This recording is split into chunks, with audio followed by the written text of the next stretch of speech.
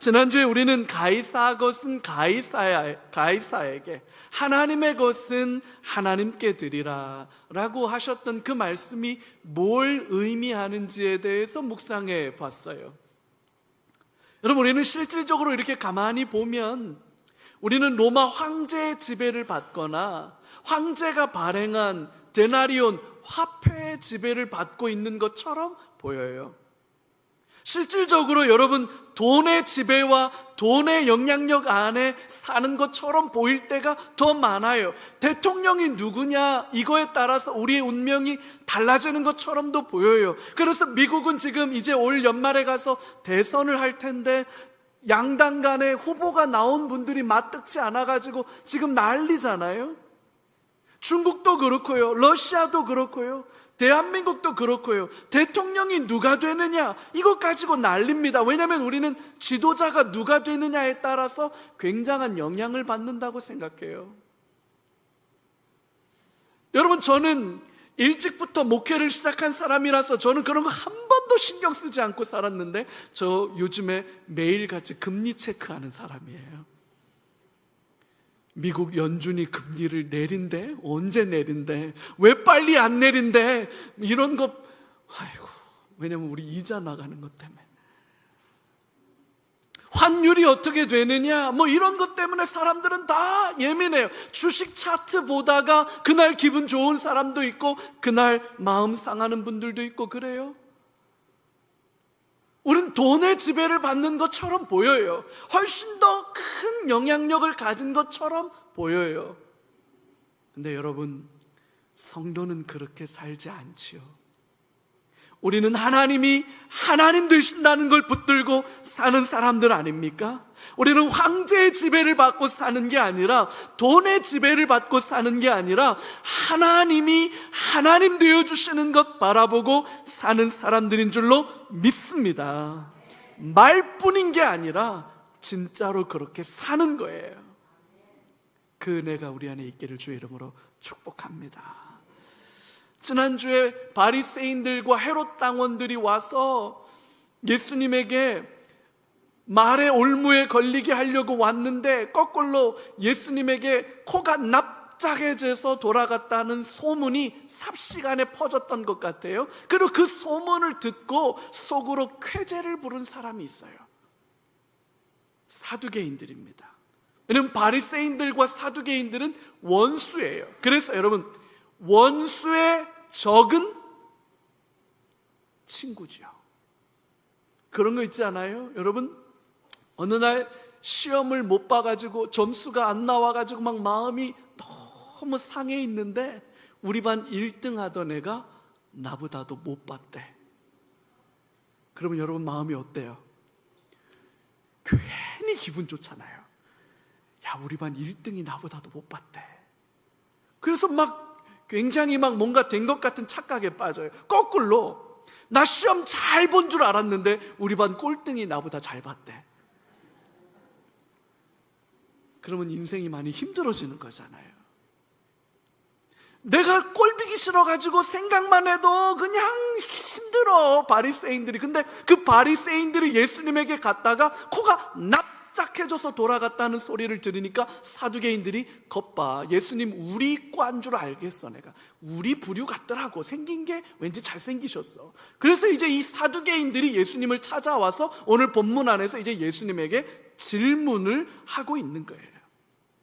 자, 뭐라고 질문을 하느냐? 오늘 본문 23절부터 28절까지를 우리 한번 찬찬히 다시 한번 보죠. 부활이 없다 하는 사두개인들이 그날 예수께 와서 물을 이르되, 그날 어느 날이냐? 바리새인들이 코 깨져서 돌아간 그날, 바로 그날 찾아온 거예요. 그래서 예수님에게 질문을 합니다. 24절, 선생님이여, 모세가 일렀으되 사람이 만일 자식이 없이 죽으면 그 동생이 그 아내에게 장가들어 형을 위하여 상속자를 세울지니라 하였나이다. 우리 중에 7형제가 있었는데 맏이가 장가들었다가 죽어 상속자가 없으므로 그 아내를 동생에게 물려주고 그 둘째와 셋째로 7째까지 그렇게 하다가 최후에 그 여자도 죽었나이다. 그런즉 그들이 다 그를 취하였으니 부활 때에 7 중에 누구의 아내가 되겠습니까? 결국 여러분, 이 사두개인들이 하고 싶은 얘기가 뭐예요? 부활은 없다는 거예요. 부활은 없다는 거예요. 부활은 있을 수가 없는 일이라는 얘기를 하고 싶어서 예수님을 찾아온 거예요. 만약에 부활이 있다면 굉장히 심각한 문제가 발생할 수 있다, 이런 얘기를 와서 하는 거죠. 여러분, 7 형제가 있었답니다. 어느 집에 형제만 7이 있었어요. 근데 장남이 결혼을 했는데 아들을 낳지 못하고 자녀를 두지 못하고 일찍 죽었다는 거예요. 그러면 신명기 율법에 따라서 형의 아내는 둘째랑 결혼해야 됩니다. 이게 신명기 25장 5절에서 6절까지 나온 내용이에요. 여러분, 이거 심각한데 한번 같이 읽어볼까요? 같이 읽어요. 형제들이 함께 사는데 그 중 하나가 죽고 아들이 없거든. 그 죽은 자의 아내는 나가서 타인에게 시집가지 말 것이요, 그의 남편의 형제가 그에게로 들어가서 그를 맞이하여 아내로 삼아 그의 남편의 형제된 의무를 그에게 다 행할 것이요, 그 여인이 낳은 첫 아들이 그 죽은 형제의 이름을 잊게 하여 그 이름이 이스라엘 중에서 끊어지지 않게 할 것이니라. 아멘. 여러분, 이런 결혼 제도를 계대결혼이라고 해요. 계대결혼. 형사취수제 이렇게도 얘기하고 수혼제도다 이렇게도 얘기해요. 이거는 여러분, 대부분의 나라에 거의 다 있었던 제도입니다. 우리나라만 해도 고구려 시대에 비슷한 제도가 있는데 우리나라에 있었던 제도를 형사취수 이렇게 말해요. 형이 죽으면 형수를 아내로 취한다라는 뜻이에요. 왜 이렇게 했느냐? 신명기 율법에 이런 율법이 등장한 가장 중요한 이유는 대가 끊어지지 않게 하라는 거예요. 대가 끊어지면 안 된다는 거예요. 그래서 형이 장가가 들어서 결혼을 했는데 후사가 없이 그냥 죽으면 형수를 그 동생이 결혼해야 돼요. 그래서 형수와 동생이 결혼해서 처음 낳은 아들은 내 아들이 되는 게 아니라 형의 호적에 올라가는 겁니다. 그래서 형의 대를 이어가는 게 되는 거예요. 첫 아들은 형의 아들이 되어서 형의 가문을 이어가는 거고, 둘째부터가 제 호적에 오르게 되는 겁니다.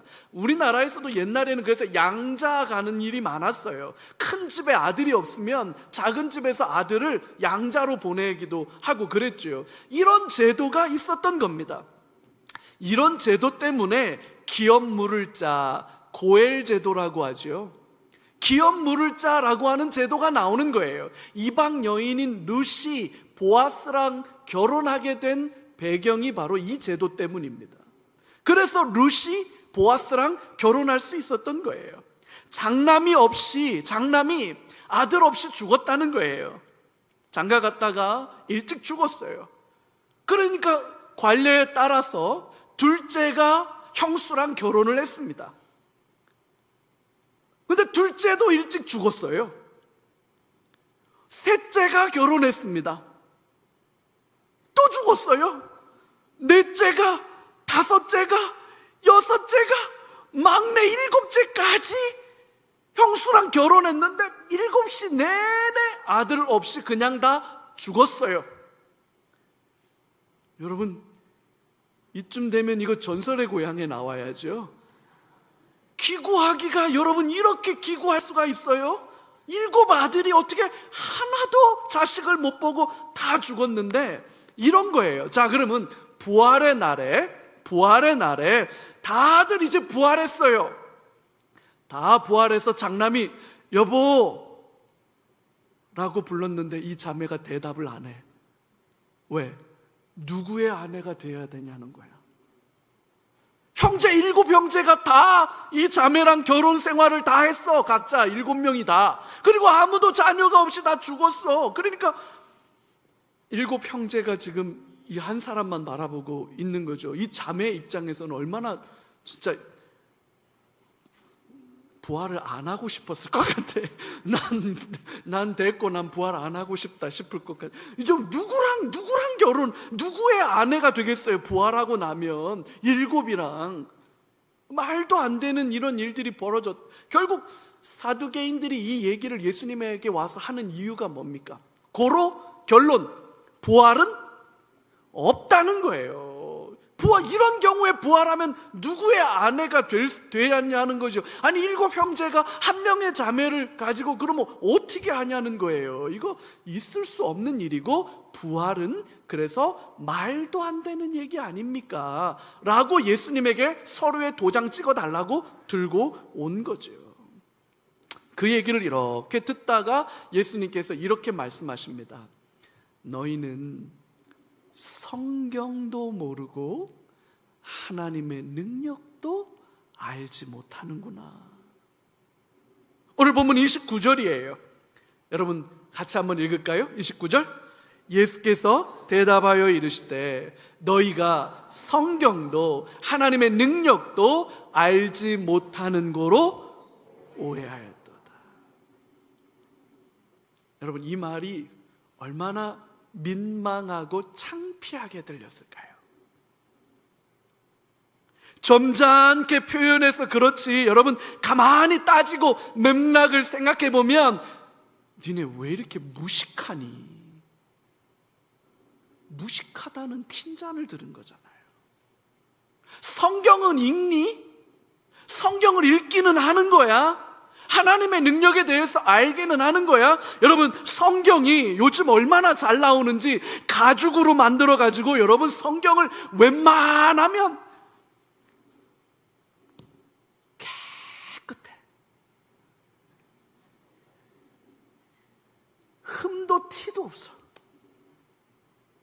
심지어는 성경을 들고도 안 다녀요. 들고도 안 다녀. 그래서 요즘엔 성경이 어떤 게 팔리느냐? 손바닥만한 거 팔려요. 팬시하게 탁 이렇게 넣고 다니라고. 안 읽는다는 뜻이지. 그거 돋보기 써도 안 보여. 우리는 몰라요. 성경을 몰라도 너무 몰라요. 사두개인들도 예수님에게 성경을 몰라서 니네가 오해한 거야. 이 말은 니네 왜 이렇게 무식하니? 성경을 읽기나 하는 거야. 하나님의 말씀이 뭘 말하고 있는지 알기는 하는 거야 라고 핀잔을 듣고 있는 거잖아요. 여러분 이게 남 얘기가 아니지 않습니까? 여러분 우리가 하나님의 말씀을 잘 모른다는 거 절대 가볍게 지나가면 안 되는 일이지요. 하나님의 말씀을 모르면서 기록된 하나님의 말씀을 빼고 하나님을 어떻게 알 수 있습니까? 기록된 하나님의 말씀을 빼고 우리가 하나님을 알 수 있는 방법이 뭐예요? 하나님에 대해서 알지도 못하는데 도대체 뭘 믿고 있다는 겁니까? 뭘 믿는다는 겁니까?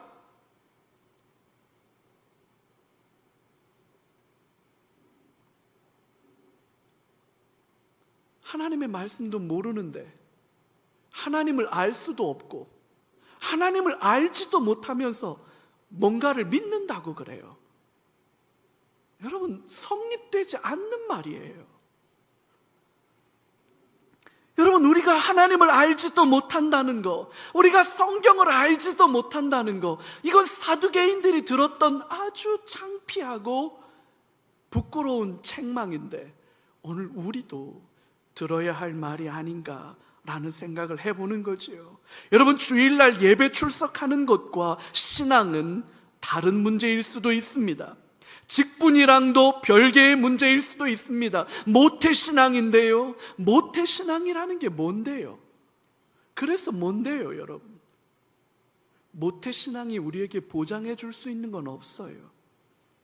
우리가 하나님을 알고 싶어하는 갈망이 내 안에 있나? 하나님의 말씀을 읽고 하나님의 말씀을 묵상하고 그 말씀 속에서 하나님을 알아가고 하나님을 경험하고, 그래서 하나님을 아는 지혜와 지식이 내 삶에 쌓이고, 여러분 이것이 신앙이에요. 이것이 신앙의 본질이에요. 여러분 이것보다 귀한 건 없어요.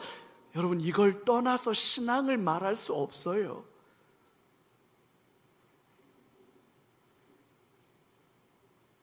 아마 똑같은 고민을 옛날 구약의 호세아 선지자도 했었던 것 같아요. 그래서 호세아 선지자가 뭐라고 이 고민을 선포하냐면 호세아서 4장 6절이에요. 하나님께서 호세아를 통해서 이렇게 말씀하셨어요. 여러분 같이 한번 읽어요. 내 백성이 지식이 없으므로 망하는도다. 내가 지식을 버렸으니 나도 너를 버려 내 제사장이 되지 못하게 할 것이요, 내가 내 하나님의 율법을 잊었으니 나도 내 자녀들을. 여러분 정말 무서운 말씀이죠. 내 백성이 지식이 없어서 망한다. 이 지식이라는 건 하나님을 아는 지식을 가리키는 거예요. 하나님을 아는 지식이 없어서 이 백성이 망한다는 거예요. 너희가 나를 버렸고 그래서 나도 너희를 버릴 거야. 너희가 내 율법을 버렸으므로 나는 너희의 자녀를 버릴 거야. 여러분 이게 얼마나 무섭고 끔찍한 말이에요.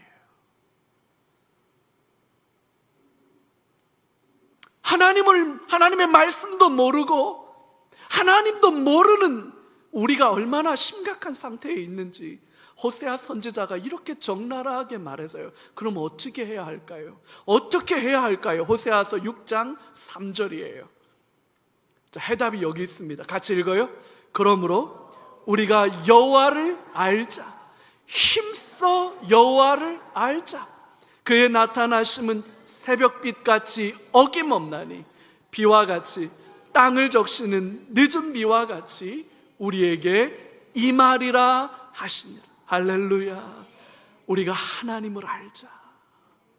힘써 하나님을 알자. 여러분 그럴 수 있는 저와 여러분들 다 되시기를 주의 이름으로 축복합니다.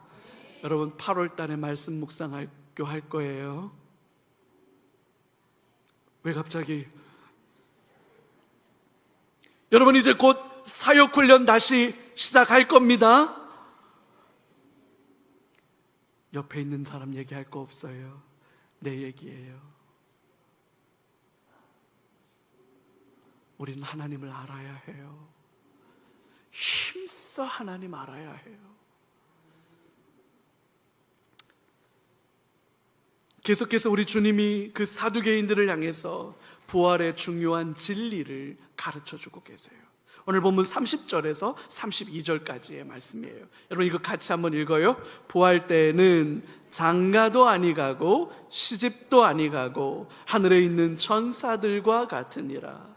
죽은 자의 부활을 논할진대 하나님이 너희에게 말씀하신 바 나는 아브라함의 하나님이요 이삭의 하나님이요 야곱의 하나님이로라 하신 것을 읽어보지 못하였느냐. 하나님은 죽은 자의 하나님이 아니요 살아있는 자의 하나님이시니라 하시니. 아멘. 여러분 사두개인들의 생각과는 달리 예수님은 부활은 명백한 실제이며 진리라고 말씀하시지요. 그러면서 부활의 때에는 시집가고 장가가는 결혼제도가 사라진다고 말씀하시는 거예요. 우리 사랑자매 부활되기 전에 빨리 시집가요. 그때는 시집가고 장가가는 거 없어요.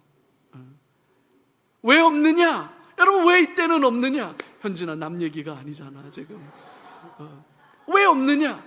생육하고 번성하여 땅에 충만하라고 그랬잖아요. 그거는 첫 창조 명령인데 이거는 이미 부활 전에 예수님 오셔서 부활이 완성되면 이건 끝나요. 그래서 부활 때에는 시집가고 장가가는 게 없는 겁니다. 그때는 이제 더 이상 결혼하고 뭐 이런 게 없어요. 그걸 말씀해 주셨어요. 뿐만 아니라 부활에 대해서 말씀하시는데 이렇게 말씀하시네요. 부활은 언젠가 미래에 일어날 막연한 기대가 아니라는 거예요. 이건 지금 이 순간에도 실제 하는 거라고 말씀하고 있는 거죠. 그래서 하나님은 죽은 자의 하나님이 아니라 살아있는 자의 하나님이시다, 이런 말씀을 하는 거지요. 이게 무슨 뜻이냐? 여러분, 지금부터 조금만 집중해서 잘 들어보세요. 이거 잘 들어보셔야 돼요.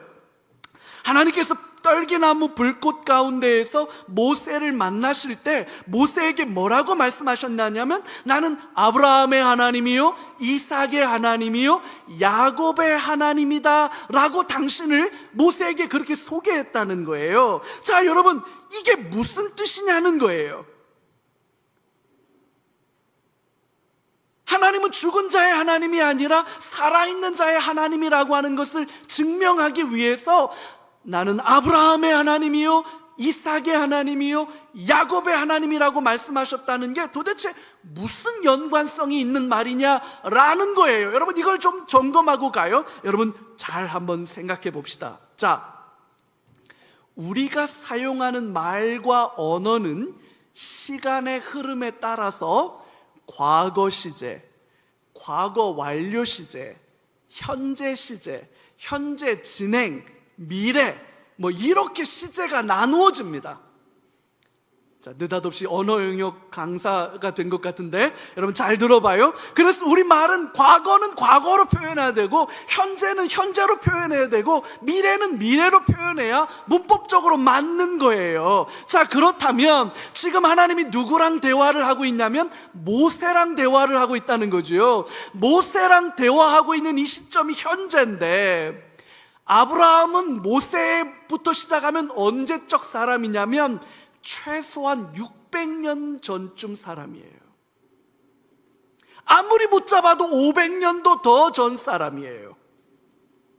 그러면 이성계보다도 지금 우리는 조선 왕조가 500년 있었으니까, 여러분, 조선시대 다 지나가고 고려시대 때 있었던 사람 최영장군 얘기하는 거라고 생각하면 맞아요. 자, 그러면 하나님은 이렇게 말씀하셨어야 된다는 거예요. 나는 아브라함의 하나님이었고 이삭의 하나님이었고 야곱의 하나님이었다 라고 과거 시제로 말해야 된다는 거예요. 그래야 이게 문법이 맞다는 거예요. 근데 지금 하나님은 뭐라고 말씀하셨다는 거예요? 모세에게 나는 아브라함의 하나님이고, 근데 이게 우리말 번역으로는 그 뉘앙스가 안 나오는데 여기 현재 시제 비동사 에이미가 쓰였습니다. 나는 지금 아브라함의 하나님이고, 나는 지금 이삭의 하나님이며, 나는 지금 야곱의 하나님이다 라고 현재 시제로 말했다는 거예요.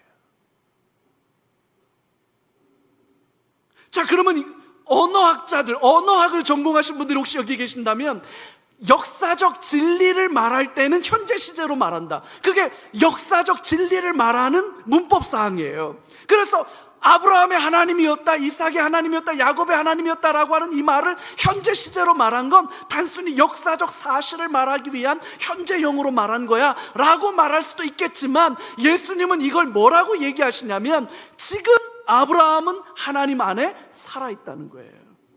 지금 이 순간에 이삭은 하나님 안에서 살아있다는 거예요. 야곱도 살아있다는 거예요. 그게 정확하게 어떤 건지 우리는 몰라요. 근데 하나님은 지금 하나님 안에는 아브라함도 살아있고 이삭도 살아있고 야곱도 살아있다는 거죠. 그래서 하나님은 죽은 자의 하나님이 아니라 살아있는 자의 하나님이다 이렇게 말하는 거예요.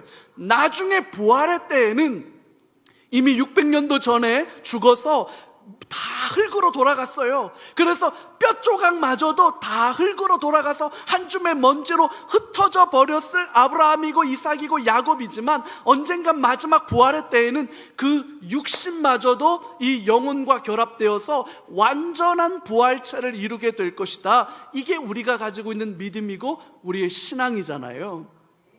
지금 그걸 말씀하고 계시는데, 이거에 대해서 너무나도 신비한 이야기를 요한복음 11장 25절에서 26절에 우리 예수님이 이런 말씀을 하셨어요. 여러분, 이건 너무 중요한 말씀이니까 같이 한번 읽어요. 예수께서 이르시되 나는 부활이요 생명이니 나를 믿는 자는 죽어도 살겠고 무릇 살아서 나를 믿는 자는 영원히 죽지 아니하리니 이것을 내가 믿느냐? 여러분 믿어요? 여러분, 나는 부활이요 생명이라서 나를 믿는 자는 죽어도 어떻게 된다? 죽어도 산다는 게 무슨 말일까요? 살아서 나를 믿는 자는 영원히 죽지 아니하리라. 여러분, 예수 믿으면 안 죽어요? 아니, 상식적으로 예수 믿으면 안 죽냐고요. 저희 어머니 돌아가셨어요. 저희 아버지도 돌아가셨어요. 다 죽으셨어요. 이게 무슨 말이냐는 거예요, 예수님의 이 말이.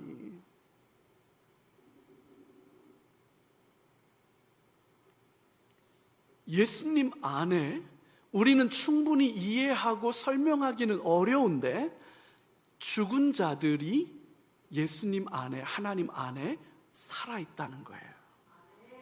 이게 부활이라는 거예요. 언젠가 우리 주님 다시 오시는 그날 우리의 모든 육신은 흙으로 돌아가서 끝난 줄 알았는데, 부활해서 우리는 설명할 수 없는 방식으로 우리의 영과 육이 부활되어서 완전한 부활체를 이루게 될 거라는 게 주님이 우리에게 가르쳐 주신 내용이에요. 여러분, 이것을 믿음으로 붙드시는 저와 여러분들 되기를 주의 이름으로 축복합니다. 여러분, 기독교 신앙의 너무너무 중요한 핵심을 지금 말씀드리는 거예요.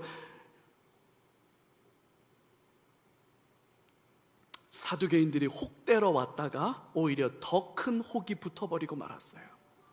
왜냐하면 부활의 명백한 실제를 그들이 그렇게도 중요하게 여겼던 모세오경 중에 출애굽기 말씀을 통해서 예수님이 입증해 버리셨으니까요. 여러분, 이쯤 되면, 이 정도로 주님이 그 출애굽기 말씀을 통해서, 모세의 말씀을 통해서, 모세에게 하셨던 하나님과의 대화 속에서 이 정도로 입증하셨으면 겸손하게 인정하고, 죄송합니다, 제가 말씀을 잘 몰랐네요, 인정하고 예수님을 믿고 예수님 앞에 엎드리면 될 텐데, 여러분, 이 사두개인들이 그렇게 할까요? 안 할까요? 안 해요. 왜 안 해요? 자존심 때문에 안 해요. 고집 때문에 안 해요.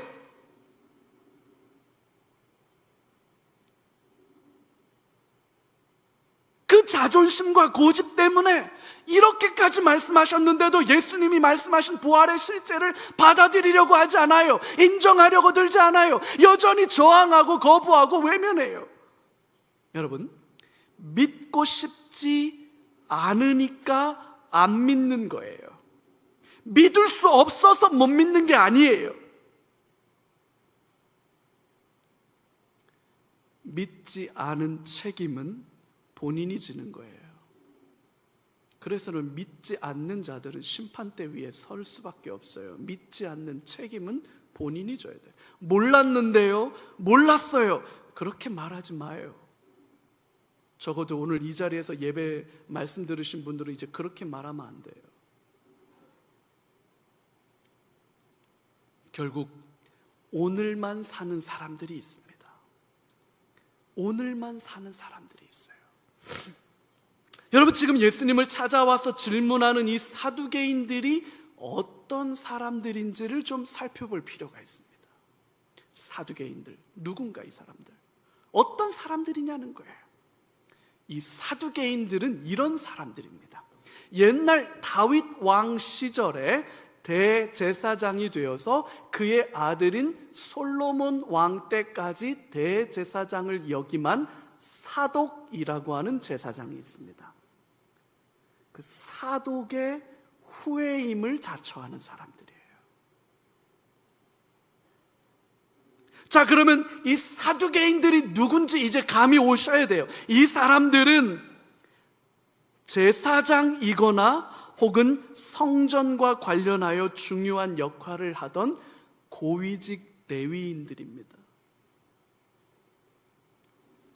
부유한 귀족 집단이에요. 이때 당시 제사장들은 얼마나 위세가 대단하고 부유했는지 몰라요. 성전에 드려진 모든 재물이 다 제사장 거거든요. 그래서 제사장들은 부와 명예와 권력이 말도 못했어요. 그래서 로마 총독하고도 가깝게 지냈고 헤롯 왕과도 가깝게 지냈어요. 현실 권력과 길접하게 결탁되어 있던 사람들이에요. 뿐만 아니라 제사장직은 오늘날은 시험 봐서 합격해야 강도사도 되고 목사도 되거든요. 그런데 이때 당시에는 제사장이 되는 길은 딱 하나밖에 없어요. 아버지가 제사장이어야 아들이 제사장 돼요. 혈통으로만 계승돼요. 제사장직은 철저하게 그 집안에서만 세습하는 것이기 때문에 견제받지 않는 권력이에요. 독점하는 권력이에요. 그래서 엄청난 재산을 누렸고 엄청난 명예를 누렸고 엄청난 권력을 자자손손 누렸어요. 이 사람들은 부활을 믿지 않았습니다. 왜냐하면 모세오경, 창세기, 출애굽기, 레위기, 민수기, 신명기에는 부활이라고 하는 단어가 명시적으로 나타나지 않았다고 생각했기 때문이에요. 부활을 믿지 않으니까 오늘만 사는 거지요. 오늘 여기 현실만 바라보며 사는 거예요. 부활이 없으니까 심판이 없지요. 심판이 없으니까 책임질 일도 없지요. 결산할 일도 없다고 생각하는 겁니다. 여러분, 심판이 없고 책임질 일이 없어서 오늘만 산다니까 오늘을 살아도 기준이 없는 거예요. 보다 더 높은 가치와 비전에 헌신하고 희생하고 순종하는 것 따위는 필요 없어요. 그저 마음 가는 대로 살면 되는 겁니다. 이래라 저래라 하는 것 싫어해요. 그래서 누군가가 이래라 저래라 하는 것 싫어하지요. 그래서 선지서를 인정하지 않아요. 그래서 시편 잠언을 인정하지 않아요. 그래서 그건 성경이 아니라는 거예요. 이래라 저래라 하지도 않아요. 그냥 내가 누리고 싶은 거 누리고 하고 싶은 거 하면서 사는 거예요. 여러분, 지극히 이기적인 현실주의자죠. 그게 사두개인들이에요. 이들에게 부활이 없다는 신념은 성경에 기초한 건전한 신학이 아니에요. 여러분, 잘 들어보세요. 이들에게 부활이 없다는 건 믿음이 아니라 그들의 간절한 바램일 뿐이에요. 부활이 있는지 없는지가 중요하지 않습니다. 부활은 없어야만 해요. 그래야만 그들의 그릇된 욕망을 채우며 오늘을 내 맘대로 누리며 내가 하고 싶은 대로 마음껏 하며 살아갈 수 있기 때문에 부활은 없어야만 하는 일이에요. 그래서 부활이 없다고 말하는 거예요. 오늘의 삶에 대한 책임과 심판, 그런 건 없는 거예요. 죽으면 그냥 죽는 것으로 끝난다는 거예요. 그냥 캐세라세라죠. 여러분, 지금 이 시대 대다수 사람들이 가진 신념과 너무 똑같지 않습니까? 어쩌면 지금 예배드리는 여러분들 중에도 이런 생각 가지고 있는 사람들 있지 않습니까? 부활이 어딨어? 심판이 어딨어? 책임지는 게 어딨어? 그냥 오늘을 살다가 오늘을 누리다가 내가 하고 싶은 대로 내 마음이 가는 대로 그렇게 즐겁고 행복하고 만족하며 살면 되는 거야. 내가 남자를 좋아하든 여자를 좋아하든 그게 무슨 상관이야?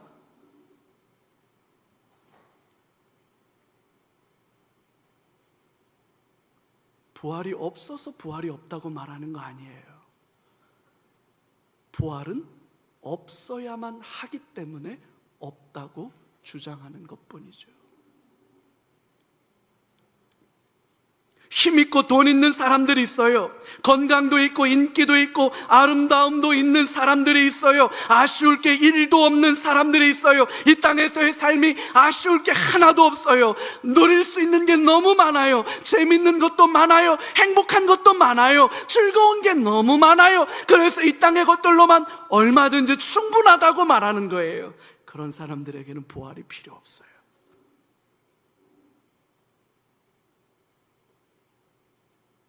부활 따위는 중요하지 않아요. 내가 하고 싶은 대로 하고 사는 게 중요하지. 책임과 심판을 인정하지 않습니다. 그러나 여러분, 우리 주님은 오늘 말씀을 통해서 뭐라고 말씀하고 계시는지 우리는 똑똑히 기억해야 합니다. 주님은 이렇게 말씀하셨습니다. 부활은 있다. 책임이 뒤따른다. 심판이 있을 것이다. 여러분, 성경은 애매한 말로 애매하게 기록되어져 있지 않아요. 오늘 동쪽으로 가면 귀인을 만날 겁니다. 올해 토종비결을 보니 물 조심해라, 불 조심해라. 여러분, 그런 건 그냥 아무 데다나 갖다 맞춰도 다 맞아요. 성경은 그렇게 말하지 않아요. 아리까리, 코에 걸면 코걸이, 귀에 걸면 귀걸이, 그렇게 말하지 않아요. 그건 모르니까 그렇게 말하는 거예요. 우리 주님은 이렇게 말씀하십니다. 부활은 있다. 너희가 성경도 모르고 하나님의 능력도 몰라서 오해한 거다.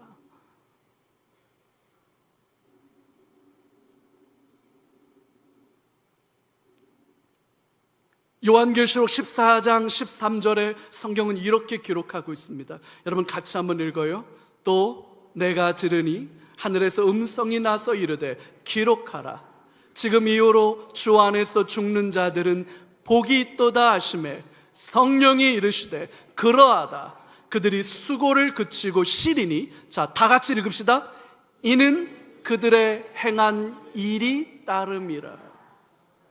여러분, 죽음은 복된 건데 죽음 뒤에 뭐가 있다고요? 그들이 행한 일. 주님은 결산하자. 너 어떻게 살았는지 나랑 한번 점검하자. 그들이 행한 일이 뒤따르게 돼 있습니다. 오늘만 사는 사람이어서는 안 됩니다. 오늘을 살더라도 우리는 영혼을 바라봐야 합니다. 부활을 소망하며 살아야 하는 거예요. 여러분, 이 땅의 삶이 어떤 분들은 너무 억울해. 그런 사람들 있죠? 태어날 때부터 억울하게 태어난 사람들.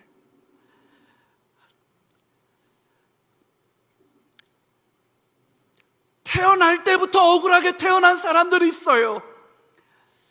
안타까운 일들을 경험하는 사람들이 있어요. 힘들게 사는 사람들이 있어요. 억울하게 살고 안타깝게 사는 사람들 있어요. 이 땅에서의 삶이 억울하고 답답하고 아프고 좌절스럽더라도 이 땅의 삶이 전부가 아닌 줄로 믿으시기 바라요. 영혼을 바라보며 소망 중에 견디며 참아낼 수 있기를 주의 이름으로 축복합니다. 이 땅의 삶이 전부가 아니에요. 낙심할 필요 없어요. 너무 억울해서 원통해서 못 살겠다고 힘들 땐 울어요. 투정도 부려도 돼요. 근데 여러분, 너무 낙심하지 마요. 거꾸로 처음부터 금리빨에 금수저 물고 태어나시는 분들 있어요. 돈도 있어요, 건강도 있어요, 아름다움도 있어요, 명예와 권력도 있어요, 실력도 있어요. 다 가졌어요. 누리고 싶은 건 너무 많아요. 재밌어요, 신나요. 여러분, 자만하지 마요. 교만해지지 마요.